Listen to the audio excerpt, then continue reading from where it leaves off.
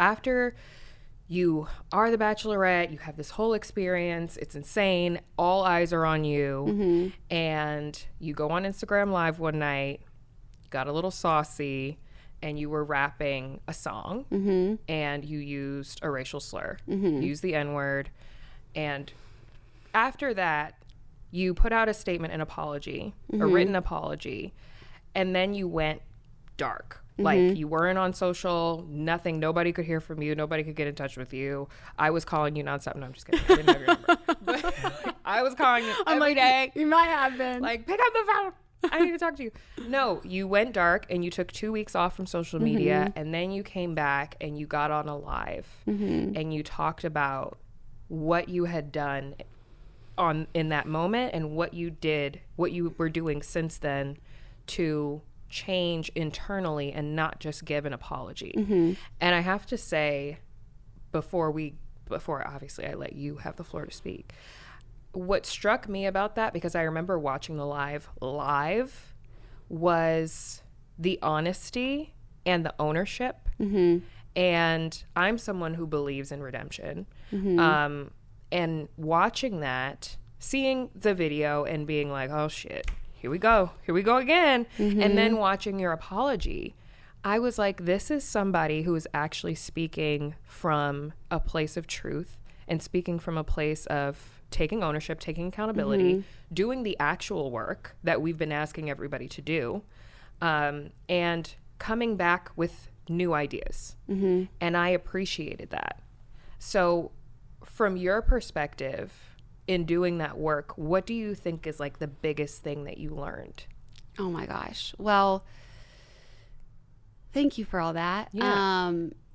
It was so interesting. Like, when that incident happened was a week before George Floyd was murdered.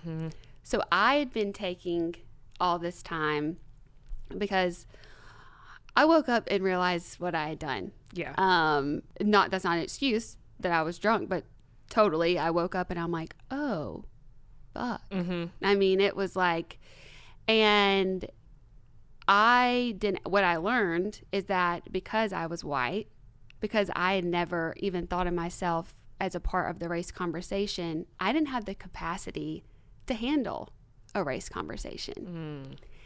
And I now know, like, white fragility is, I had every sign of, like, just, I was crumbling. Yeah. Oh, people are going to think I'm bad.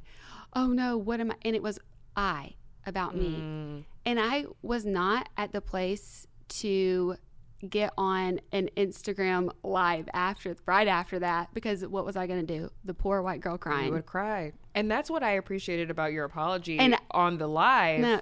Was that you didn't give us the crocodile tears that we're so used to, because we would have been like, bitch, please. Because that's what white people do. It's, oh, don't think this about me. Oh, and it's like, if you grew up in America and went to the school systems, like, and you're white, you have how's the best way for me to say this? Like, we have systematic racism ingrained in us, and you have to take ownership about that. But when you're crying, that wasn't going. People were gonna start. Other white people were gonna be like, "Oh, look at her, she's sad." So I couldn't do that. And what I did is I took some time to, like, process. Not that, like, I feel like most people know saying the N-word is bad. It wasn't that I had to know that singing it. For me personally, I knew what I did was not good, but it was what it created that I needed to really process. And how could I really sincerely apologize in a way that, like, taking accountability and humbly coming to the conversation and being like, I don't know how to handle this, but this is what I've learned, and this is how I'm realizing how I can be better. Yeah.